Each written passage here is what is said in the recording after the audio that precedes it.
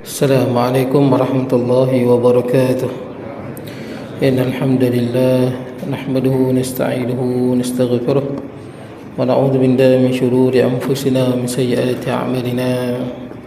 من يهده الله فلا مضل له ومن يضلله فلا هادي له. أشهد أن لا إله إلا الله وحده لا شريك له وأشهد أن سيدنا ونبينا محمدا عبده ورسوله. اللهم صل وسلم وبارك على سيدنا محمد وعلى آله وأصحابه أجمعين. سبحانك لا علم لنا إلا ما علمتنا إنك أنت العليم الحكيم.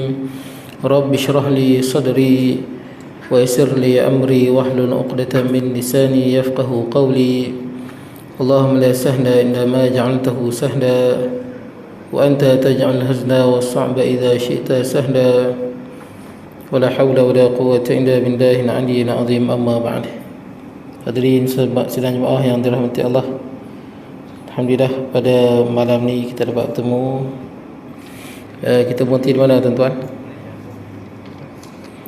Yang saya tandanya muka surat 64. 64. Kita masih lagi di bawah tajuk subtopik dia daulah, prinsip dan akhlak, yakni ciri-ciri negara Islam, iaitu daulah yang ada prinsip dan akhlak. Yang mana negara Islam ni akhlak dia bukan pada orang Islam saja, termasuk juga pada orang yang bukan Islam. Jadi kita dah sebut sebelum ni, negara Islam bukanlah negara yang mengamalkan falsafah Machiavelli yang mana matlamat menghalalkan cara. Contohnya orang yang berzina dapat duit itu nak sedekah pada anak yatim. Islam tak terima. Lebih baik dia tak bersedekah, dia tak berzina dan dia tak bersedekah. Ataupun orang yang masuk berjudi, riba, dan ambil duit riba itu untuk bina masjid. Jadi Islam tak terima. Dalam hadis riwayat Imam Muslim, kata Allah Azza wa Jalla, kata Nabi SAW, innallaha tayyibun la yaqbalu illa tayyibah.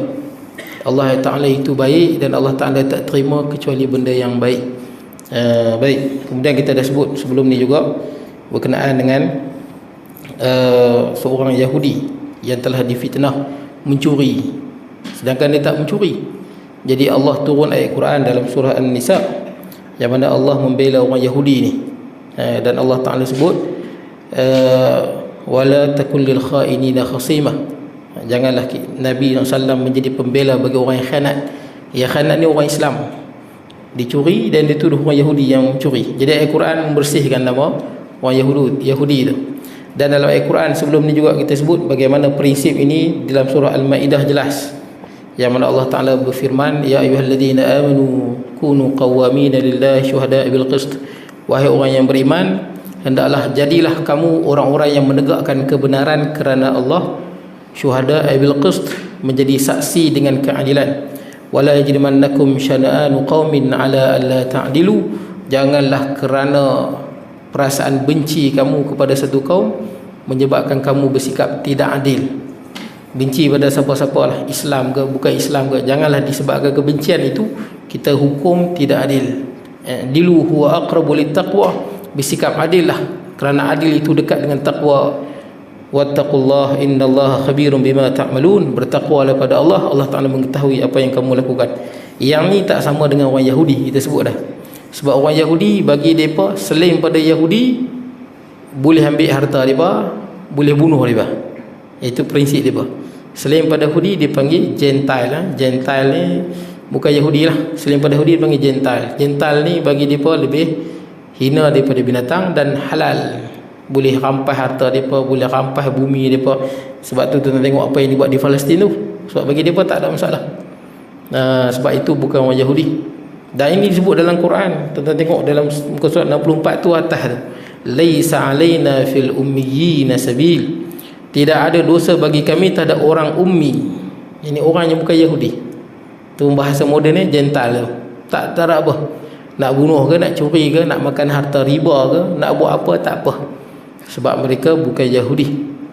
Al-ummi di sini masuk umat yang selain daripada selain pada mereka, selain pada Yahudi. Kehormatan dan harta mereka adalah halal bagi orang Yahudi. Kita berhenti di situ. Hari ini kita sambung sehingga kan Qala musannifu rahimahullahu ta'ala wa nafa'na bi ulumi fid darain, kata sekarang, sehingga kan sebahagian fuqaha Islam berpendapat bahawa menzalimi golongan non-muslim adalah lebih besar dosanya daripada menzalimi seorang muslim, atas anggapan mereka dalam masyarakat Islam adalah lebih lemah kekuasaan daripada kekuasaan orang muslim. Maknanya kalau dalam negara Islam, menzalimi orang yang bukan Islam itu lebih besar dosa dia daripada menzalimi orang Islam. Sebab apa? Sebab dalam negara Islam lah, kalau dalam negara Islam, orang Yahudi ni, orang yang bukan Islam lebih lemah berbanding orang Islam. Sebab tu negara Islam, pemerintahan dia Islam, dia punya penguatkuasa Islam, semua orang Islam, tuan-tuan. Jadi dalam sebuah negara Islam yang dikuasai sepenuhnya oleh orang Islam, semua orang Islam kuasai, kita menzalimi orang yang bukan Islam lebih besar dosa dia, sebab kita menzalimi orang yang lemah. Dia macam tu. Dia dalam Islam ni, tuan-tuan, dia tengok kepada apa keadaan, tuan-tuan. Macam sedekah, tuan-tuan. Sedekah, kenapa sedekah kita tak sama dengan sedekah sahabat Nabi SAW? Nabi SAW bersabda, la tasubbu ashabi, jangan kamu mencela sahabatku, falau anna ahadakum anfaqa misla uhudin dhahabin ma balagha mudadihim wala nasifah, jangan mencela salah seorang daripada sahabatku kalaulah kamu mensedekahkan sebesar gunung Uhud emas. Gunung Uhud emas, ini bukan bilion, ni trilion lah, tuan-tuan. Tak tahu, mungkin bukan trilion, lian-lian lagi lah, tuan-tuan. Kita sedekah sebesar gunung Uhud emas, kita tak boleh mencapai sedekah mudda ahadihim, sedekah satu mud sahabat Nabi, wala nasifah, separuh pun tak sampai. Pasal apa? Sahabat Nabi sedekah dalam keadaan apa? Dalam keadaan susah, dalam keadaan ditentang oleh musyrikin, dalam sedekah yang membantu siapa? Nabi SAW. Sedekah yang dikeluarkan untuk mula-mula penyebaran Islam sampai kepada kita ni. Sedekah para sahabat tu untuk bantu Islam sampai Islam pada kita. Jadi tak sama dengan sedekah kita dengan sedekah mereka yang membantu Islam pada permulaan, yang ditentang kiri dan kanan, depan dan belakang. Sedekah mereka tu walaupun sejupa, tak sama dengan sedekah kita satu gunung Uhud emas. Pasal kita sedekah dalam keadaan Islam dah tersebar seluruh dunia. Islam dah kuat, buka di internet penuh dengan Islam. Orang cerita tentang Islam bermula daripada bantuan sedekah para sahabat. Nampak di keadaan tu. Sebab tu orang yang, tuan-tuan, dalam bank ada 20 juta, orang minta sedekah, tuan-tuan bagi 100, banyaklah pahala dia. Tapi ada orang yang dalam bank mungkin ada dalam 1000 ya. Bila orang besar sedekah, dia bagi 100. Agak-agak mana lagi besar pahala? Yang 100 tu lah. Dia bagi 100 tu 10% daripada simpanan dia. Dalam keadaan susah, dan dalam keadaan getir, dia keluarkan harta dia. Yang tadi 10 juta dalam bank, bagi 5,000 pun tak ada apa. Dia 10 juta dalam bank, 20 juta dalam bank. Yang ni dalam bank pun contoh ada 200 je. Kesian punya pasal dia bagilah 100 kat orang tu, dia bagi separuh. Yang ni lebih besar pahala. Dia Islam bukan tengok dari segi nilai je, tengok keadaan juga orang yang bagi tu. Sama kan ni? Kenapa besar dosa menzalimi orang bukan Islam dalam negara yang orang Islam kuat, Islam majoriti? Pasal mereka lebih lemah berbanding dengan orang Islam. Di Malaysia ni susah nak sebut lah, pasal ada non-Muslim yang lebih kaya daripada kita pun, tidak kan? Yang lebih berkuasa pun, mungkin dia pun ahli politik ke, kuasa pun dalam poket dia, kalau dia ada jawatan kan, kursi gelap dan sebagainya. Ni cerita lain lah. Ni cerita negara Islam yang betul-betul orang Islam kontrol. Orang bukan Islam datang daripada luar main berniaga ke apa ke, kita zalim dia. Yang ni lebih besar dosa dia daripada menzalimi orang Islam. Pasal mereka nisbah dia lemah, lemah. Sama juga yang dalam hadis sebut ada 3 golongan yang mana Allah Ta'ala tak tengok pun. Salasatun la yukallimuhumullahu yaumal qiyamah. Ada 3 orang, 3 golongan yang Allah tak bercakap dengan mereka. Wala yuzakkihim, Allah Ta'ala tak membersihkan dosa mereka. Kemudian walahum azabun alim, dan bagi mereka azab yang pedih. Wala yanzuru ilaihim, Allah Ta'ala tak pandang pun. Walahum azabun alim, dan bagi mereka azab yang pedih. 3 orang. Yang pertama, syekhun zan, orang tua yang berzina. Pasal apa, tuan-tuan? Orang tua yang berzina ni patut tak berzina lah kot. Sebab tak? Dah tua, kekuatan nafsu seks pun tak macam orang muda. Tapi kira teruk sungguh lah. Dah tua pun berzina, 70, 80 pun berzina, teruk sungguh lah. Dan 60 pun berzina lagi. Tua ni 60 tu tua, dan 60 dah tua berzina lagi, teruk. Sebab dia punya nafsu pun bukan macam orang umur 20. Dah tua 60 makin cerdik. Dah tua dekat dengan mati dah pun. Keadaan dia tu, keadaan tu tak patut sangatlah. Tak patutlah orang tua ni berzina, tak patut. Dari segi dunia ke, dari segi akhirat ke, tak patut. Dekat mati dah. Orang tua yang berzina, Allah Ta'ala tak pandang pun. Ni memang orang teruk sungguh kan. Yang kedua, wa malikun kadzab, pemimpin yang penipu. Nampak? Kalau orang menipu ni pasal dia takut berdosa lah. Dia mencuri kan. Orang kata hang curi kan. Contohnya orang lemah lah, orang yang lemah, yang tak ada kuasa, curi ayam, hang curi, tak curi, berdosa lah, dia tipu. Tapi dia tipu tu padalah dia takut kena pukul, takut kena beduk dengan orang lain. Ini pemimpin yang pegang kuasa, hang tipu rakyat.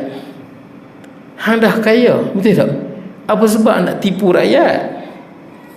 Hang dah kuasa, polis, tentera, semua bawah hang, betul tak? Tapi tipu lagi rakyat. Tak ada sebab hang tipu. Hang dah kaya, ada kuasa, tipu. Tapi ada tak pemimpin yang tipu? Oh, banyaklah. Ada tak pemimpin yang masuk penjara? Ada kat Malaysia, ada ke? Tak pasti Ada ke tuan-tuan? Ada yang masuk penjara? Saya tak nak sebut, banyaklah kat dunia. Tengok seluruh dunia lah tuan-tuan.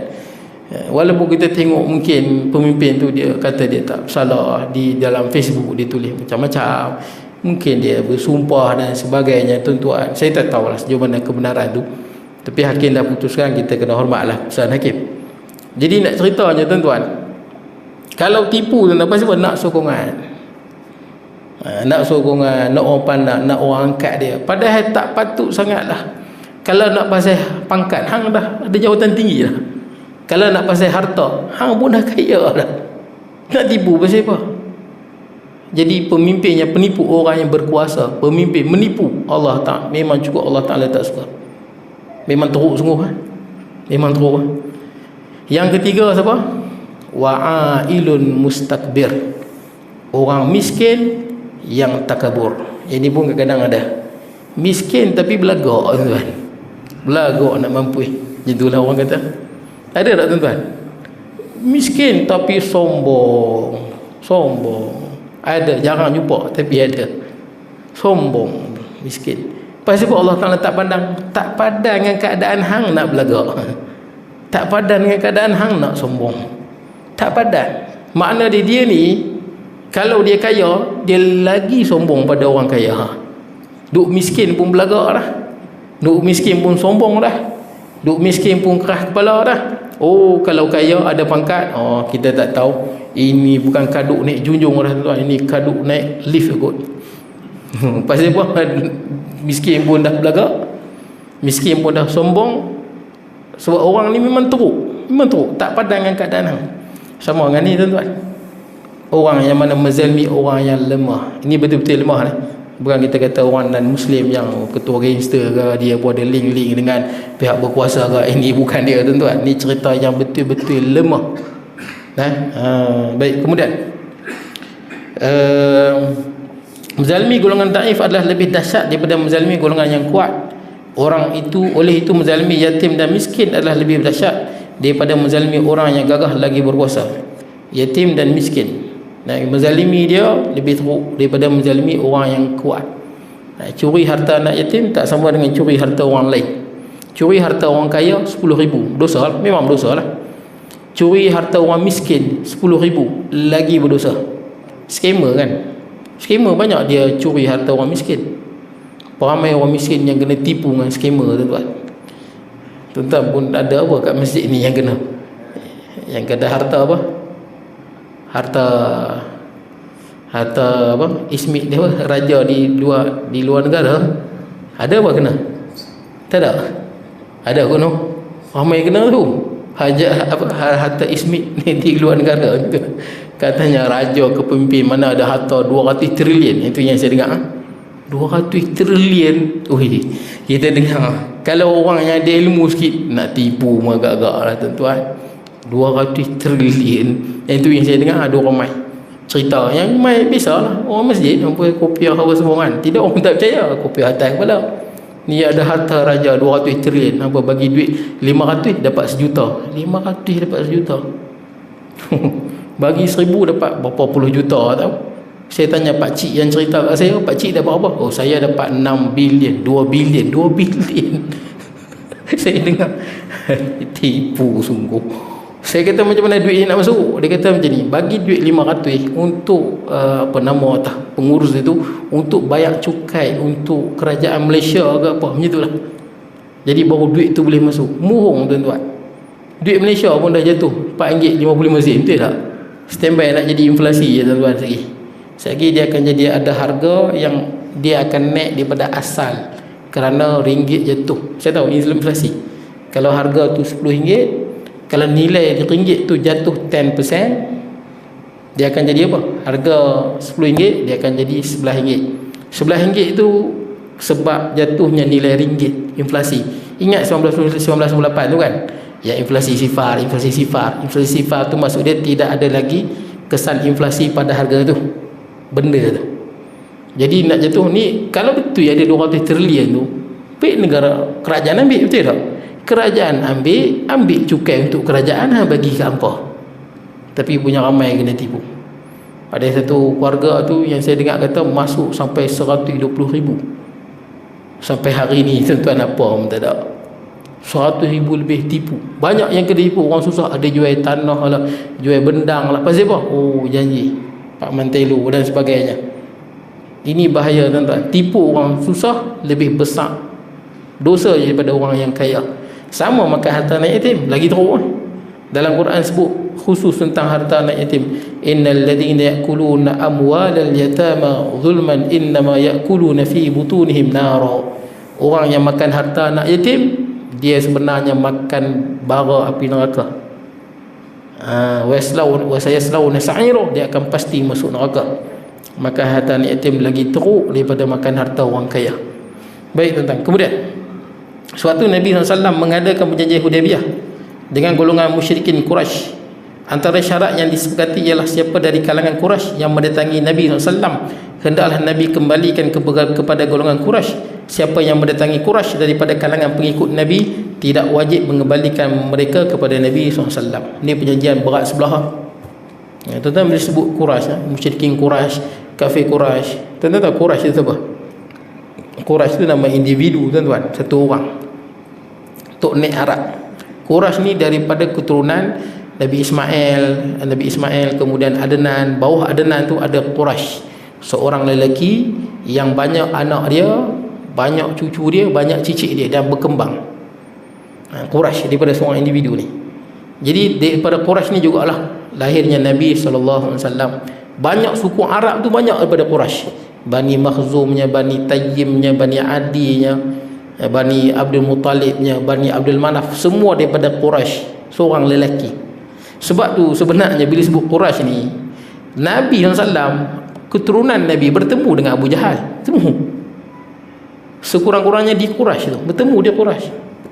Dengan Utbah, Syaibah, Abu Lahab lagi lah tuan-tuan, jelas pak saudara Nabi tu. Bila sebut kafir Quraisy ni daripada keturunan Quraisy, Nabi juga daripada Quraisy. Sebab tu bila sebut musyrikin Quraisy, daripada anak cucu Quraisy yang musyrik. Kafir Quraisy, satu orang tokoh yang terkenal. Baik. Jadi tuan-tuan, perjanjian ni jelas tak adil lah. Janjian ni apa? Mana-mana orang yang jumpa Nabi masuk Islam daripada orang kafir Quraisy, Nabi kena serahkan balik mereka ke Mekah. Mana-mana orang Nabi SAW, sahabat Nabi yang murtad, masuk join tentera musyrikin Quraisy, maka Nabi kami tak wajib kembalikan. Nampak tak? Tak adil tu kan? Nampak tak adil tu? Kalau kalau marah kena jual. Kalau hang yang marah, saya marah tak ada apa, Ahmad ni sebu kan. Itu tak adil, berat sebelah. Jadi tuan-tuan sama kan ni, perjanjian berat sebelah. Itu yang ada sahabat Nabi yang agak keberatan nak terima ni. Jelas sangat. Kalau ada orang kafir masuk Islam jumpa Nabi, Nabi kena kepulangkan pada mereka, penduduk Mekah. Tapi kalau ada sahabat Nabi yang join mereka tak perlu pulangkan pada Nabi SAW. Ini jelas berat sebelah. Tapi Nabi SAW terima. Pasal apa? Dia ada cerita kemudian lah. hikmah nanti Fathul Mekah nanti tuan-tuan. Cerita Fathul Mekah yang besar lagi, hikmah yang lebih besar. Sebab orang Quraisy nanti dia langgar perjanjian ni, jadilah pembukaan kota Mekah. Kerana perjanjian ni. Belum sempat kering dakwah menulis perjanjian berat sebelah. Nampak? Pada zahirnya ini datang sebahagian pemuda anak-anak Quraisy yang memeluk Islam. Nabi SAW tidak menerima mereka dan mengembalikan mereka kepada Quraisy berdasarkan perjanjian yang telah ditandangi, sambil berkata, kita memenuhi perjanjian untuk mereka dan mohon pertolongan Allah menentang mereka. Jelas sekali pun tuan-tuan, mereka baru tulis perjanjian, ada apa orang anak muda masuk Islam, jumpa Nabi SAW menyatakan Islam, maka Nabi pulangkan mereka semula kepada Quraisy. Pulangkan, pasal ini perjanjian, kita tak boleh langgar perjanjian. Nampak tuan, sampai macam tu Islam pegang perjanjian sungguh-sungguh, nak kata prinsip, walaupun dengan Quraisy. Boleh je Nabi ambil senyap, okey, pelan-pelan masuk, jangan beritahu mereka tak tahu. Tak, pegang pada perjanjian. Zahir dan batin Islam ni jujur tuan-tuan, ni janji kita, jadi pulangkan balik pada mereka. Prinsip Islam jelas tuan-tuan. Sebab tu nanti bila Fathul Mekah, senang orang nak terima Islam, ramai masuk Islam. Turun ayat Quran kan, idza jaa nasrullahi wal fath wa ra'aitan nas yadkhuluna fi dinil afwaja. Kamu tengok manusia masuk ke dalam Islam berbondong-bondong, pasal lihat prinsip Islam. Sebab tu tuan-tuan tengok seluruh dunia ni tuan-tuan, bila orang Islam datang menyebarkan Islam kan, orang Arab kan, Islam ni daripada di tanah Arab, Nabi SAW orang Arab, dan orang Arab ni tuan-tuan, sahabat Nabi ni berdakwah, pergi ke Iraq, pergi ke Afghanistan, pergi ke Pakistan, pergi ke Iran, pergi ke India, China. Tak ada tuan-tuan mana-mana negara yang kata orang Islam ini penjajah. Pasal dia datang, dia bawa Islam, dia main, dia bawa Islam, dia bukan nak kekuasaan, dia main bawa Islam. Sebab tu tuan-tuan, Nabi SAW bila berdakwah pada Rom kan, Hercules, Nabi kata aslim taslam, masuk Islam lah dan kamu akan selamat. Aslim walaka ajraini, kamu masuk Islam 2 pahala dapat. Pasal apa? Kalau Hercules masuk Islam, rakyat dia juga akan Islam. Hercules dapat pahala, rakyat dia yang ramai masuk Islam pun dapat pahala. Nabi tak ambil kerajaan dia, dia boleh jadi pegang kerajaan, cuma masuk Islam. Kita bawa produk Islam, sistem kehidupan Islam, bukan nak bersaing. Banyak orang kadang-kadang dia tengok ada orang bukan Islam kaya, kita mesti melahirkan juga jutawan Islam yang boleh lawan dia. Kita lawan dari segi kebendaan. Tengok ada negara orang bukan Islam buat alat canggih-canggih, bom nuklear ke, jet pejuang ke, radar hebat-hebat. Kita mesti ada umat Islam yang juga hebat, canggih, yang boleh bersaing. Sebenarnya Nabi bukan begitu konsep dakwah Nabi. Nabi pergi, dia bawa Islam. Kalau dia satu non-Muslim, hartawan terkenal, contoh Bill Gates ke, Jeff Bezos ke, Elon Musk yang buat roket dengan Jeff Bezos duk lawan sampai marah dulu. Kalau kita pergi, mereka perkenalkan Islam dan mereka masuk Islam, dia pun menjadi hartawan Islam yang terkenal. Dia pun boleh gunakan kepakaran itu untuk Islam. Kita bukan bersaing keduniaan, tapi kita buat produk Islam pada dia. Ni Islam, cara hidup Islam. Jadi dengan dia pun masuk Islam, dia pun masuk dengan kehebatan dia. Macam banyak sahabat Nabi kan yang cukup hebat melawan Islam. Khalid Al-Walid, Ikrimah, Sayyidina Umar. Sebelum masuk Islam ni pahlawan Quraisy yang cukup hebat. Khalid Al-Walid, Ikrimah, hebat dua ni. Bila masuk Islam, dia pun bawa kehebatan dia tu dalam Islam. Sampai Nabi gelar Khalid Al-Walid Saifullahil Maslul, pedang Allah yang terhunus. Dia menjadi salah satu orang itu tuan dalam sepanjang sejarah manusia yang perang tak pernah kalah. Khalid Al-Walid. Jadi tuan-tuan, dengan kita bawa Islam, dia masuk Islam, dia bawa kehebatan dia. Kalau ada pakar nuklear bukan Islam, dia masuk Islam, dia bawa kehebatan dalam Islam. Kalau ada pakar fizik, dia terima Islam, dia bawa kehebatan dalam Islam untuk bantu Islam. Dia nampak produk Islam tuan-tuan. Kita bukan bersaing, dia nampak Islam ni bukan nak bersaing, dia adalah cara hidup yang sebenar. Baik tuan. Kemudian sekiranya setengah, tapi kena tunjuk dakwah pada Islam tuan-tuan. Tapi dakwah yang paling tepatnya dakwah bilhal lah, dakwah dengan kita punya budaya lah, dengan kita perlakuan. Tapi kalau orang Islam pun tak semayang, orang Islam pun rasuah banyak tuan-tuan, berpuluh-puluh juta rasuah tuan-tuan. Orang non-Muslim tengok pun mungkin dia pun pening lah tuan-tuan. Ada satu orang Jepun tu, dia nak masuk Islam, orang lelaki, memang teringin masuk Islam dah, minat Islam. Satu hari dia pergi sebuah negara di Pakistan, kalau tak silap di Pakistan ataupun di Mesir. Dia pergi, dia naik teksi, yang bawa teksi tu orang Islam lah. Kemudian bila masuk waktu azan, waktu solat, lelaki ni minta izin pada dia lah, saya nak solat sekejap. Lelaki Jepun ni tengok, Masya Allah, orang Jepun tuan-tuan tahulah, dia ni orang yang paling obses dengan kerja. Jepun, tuan-tuan pergi Jepun kerja tak boleh balik pukul 5, balik pukul 5 malah. Kerja pagi balik pukul 5 malah. Kita kalau balik pukul 5 ni kira paling rajin di alam semesta tuan-tuan. Cikgu balik pukul 5, alim rajin sungguh lah. Rajin sungguh lah, tak boleh lawat lah. Ada satu cikgu tu orang buat apa, ada satu cikgu cemerlang, jusasi ke lama dah, balik pun pukul 4. Hebat, balik pukul 4. Jepun balik pukul 5 malah.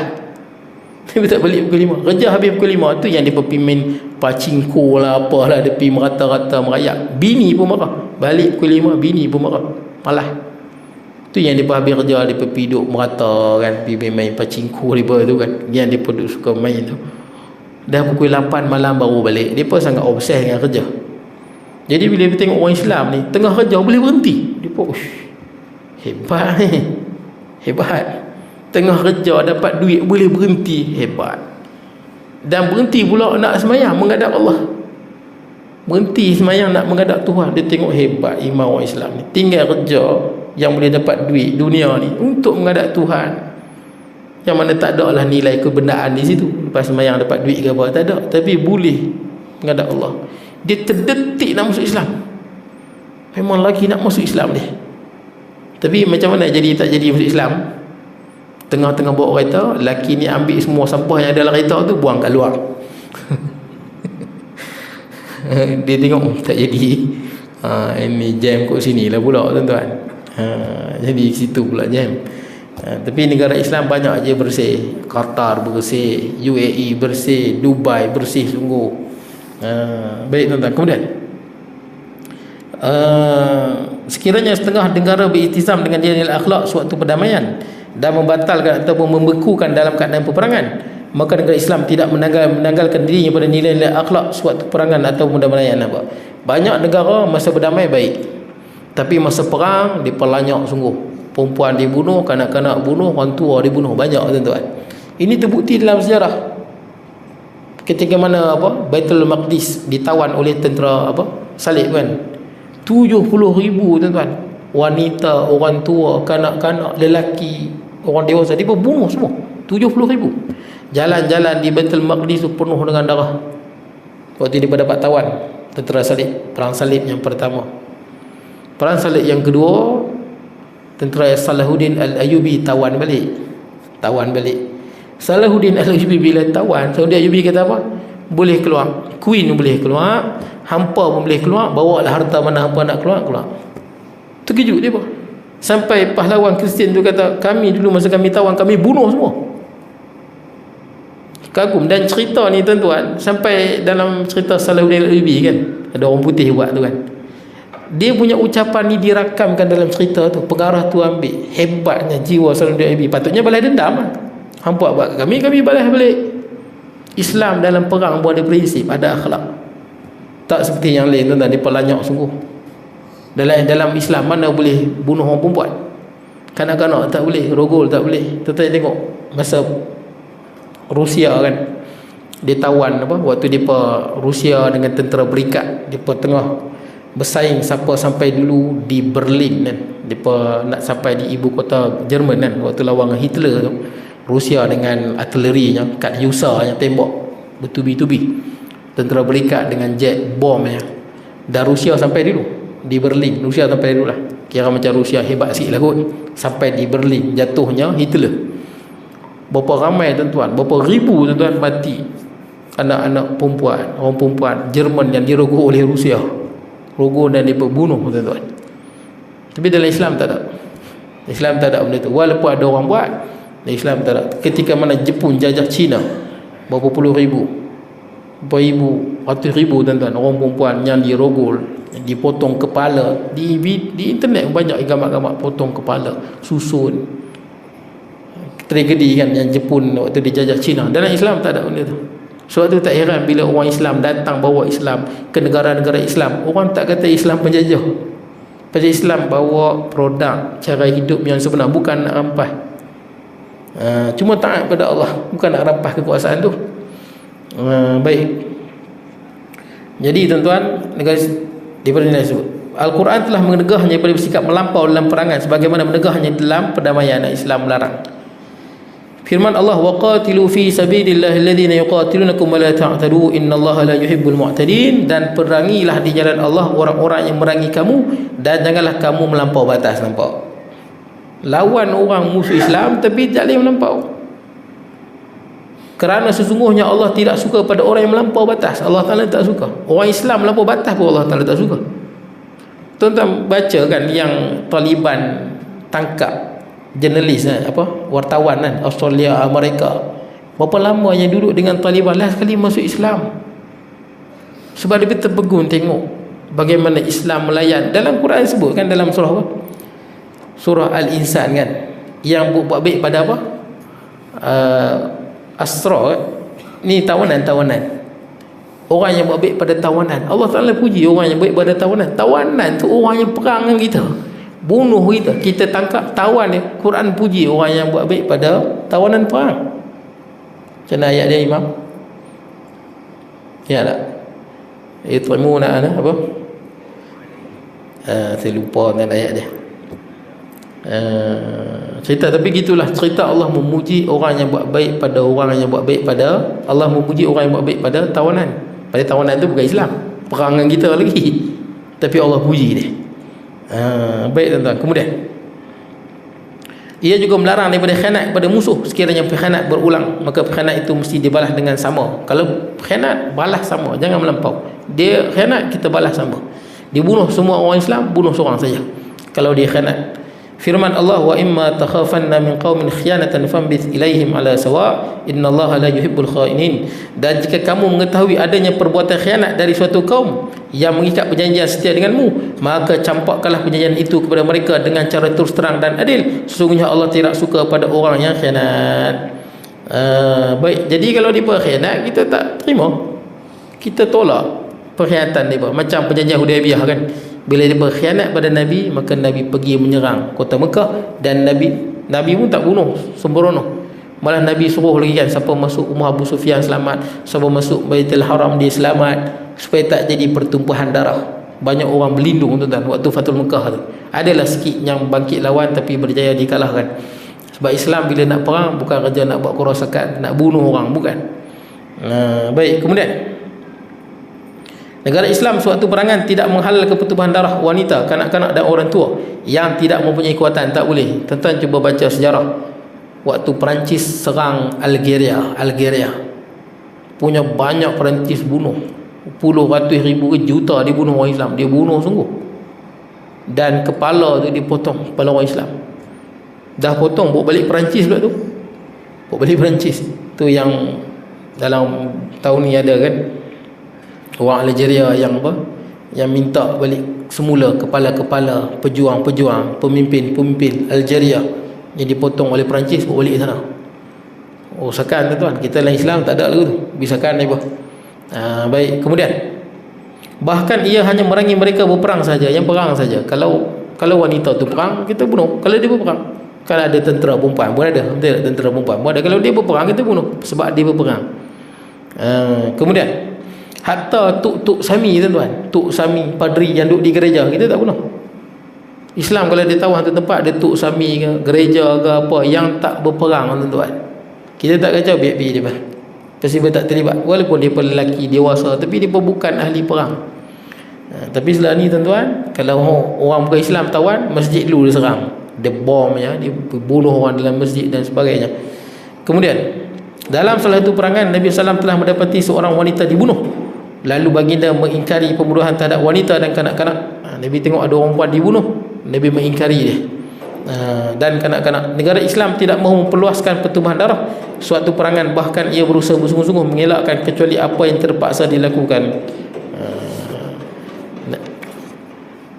InsyaAllah belum tuan-tuan? Tu. Oh, masuklah. Baik tuan-tuan, saya habis sikit. Begitu juga dengan memotong pokok, meruntuhkan bangunan dan sebagainya yang biasa dilakukan oleh manusia semasa peperangan. Maksudnya dia buat tindakan merosakkan, tak puas hati bagi bom, bakar, potong pokok. Lainlah kalau dia bakar ni pasal apa? Takut nanti dia berguna balik tempat ni. Ada sebab. Ada sebab-sebab, tak apalah. Sebab-sebab dulu tak boleh bom, betul tak? Lain ni kita boleh bom. Tentang bom, tentang pokok mesti runtuh, betul tak? Dah bom, kita bukan nak bom potong pokok, kita nak bom musuh. Itu cerita lain. Ini saja buat rosak, saja pergi potong pokok, saja pergi letupkan sini, tak ada apa, saja Islam larang. Nabi SAW telah melarang perkara ini dan hal ini telah diikuti oleh para sahabat selepas baginda Nabi SAW telah melantik seorang panglima perang. Baginda mewasiatkan secara khusus kepada panglima itu agar bertakwa kepada Allah dan melakukan kebaikan terhadap orang-orang Islam yang bersamanya. Kemudian baginda bersabda, "Ughzu bismillah fi sabilillah qatilu man kafara billah, ughzu wala taghullu wala taqdiru wala tumathilu wala taqtulu walidah." Seranglah dengan nama Allah pada jalan Allah, perangilah mereka yang kufur dengan agama Allah. Perangilah dan janganlah kamu melampau, janganlah kamu berkhianat, janganlah kamu mencincang mayat jangan cincang, dan janganlah kamu membunuh kanak-kanak. Begitu jugalah yang telah dilakukan oleh Khulafa' Ar-Rasyidin selepas baginda menegaskan pesanan kepada para panglima perang agar mereka jangan menyerang kecuali mereka yang berperang sahaja. Mereka tidak ada hubungan dengan wanita, kanak-kanak dan orang tua. Begitu juga dengan pendeta yang menyendiri beribadat di biara mereka diperintahkan untuk biarkan golongan ini, biar Usami ke pendeta, dia tak berperang, biar. Inilah dia sebahagian petunjuk asas bagi sebuah negara Islam yang diusaha dan dilakukan oleh para pendukung penilaian Islam. Mereka yang berani menyatakan bahawa ia adalah sebuah negara agama dan teokrasi kependetaan seperti yang dikenali oleh masyarakat barat pada kurun pertengahan. Mereka ini berdusta terhadap Islam, terhadap sejarah dan bukti realiti. Waqad khaba man iftara. Negara Islam bukan macam dulu Eropah kan, zaman kegelapan, padri guna kuasa dia. Siapa kata apa, fakta sains yang bercanggah dengan padri akan dibunuh. Galilei ramai yang dibunuh kan. Siapa yang kata apa, bumi matahari yang depa kata matahari pusing bumi, tapi saintis kata bumi yang mengelilingi matahari. Saintis ni dibakar hidup-hidup. Di Oxford masih ada lagi tempat tapak yang depa tanda saintis dibakar hidup-hidup. Pasal apa? Depa punya teori bercanggah dengan padri dan bercanggah dengan Kristian. Habis tuan-tuan. Dan sesungguhnya orang yang berdusta tetap hampa dan kecewa. Habis akan datang. Jadi Islam bukan agama teokrasi ke kependetaan, bukan. Islam agama yang ada prinsip yang jelas. Bukan negara untuk menjaga keuntungan sesiapa. Kita menjalankan amanah yang diberikan oleh Allah Tuhan sekalian alam, bukan untuk keuntungan mana-mana pihak dan untuk angkat pihak yang mana. Baik, akan datang bab ketiga, tabiat daulah di dalam Islam. Bismillahirrahmanirrahim.